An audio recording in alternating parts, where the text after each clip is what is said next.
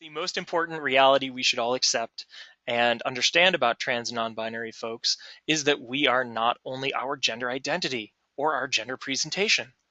We have wants and needs that are no different from a cisgender person's. We're artists, we're writers, we're calligraphers and sisters and fathers, and we love shoes, and we watch Monday Night Raw. God, I love pro wrestling, and are sad that Downton Abbey has come to an end. We have perfect eyesight and learning disabilities, and we love alpacas. So these are all things that can define your person. So some of these are impacted by our trans identities, but not always.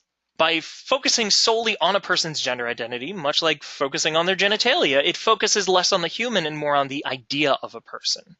And that's where a lot of these narratives that you'll see by cisgender creators in general, the ones that are not necessarily focusing on the person, that's generally what the problem is. It's because they're not actually focusing on the character. They're focusing on the idea of the trans character.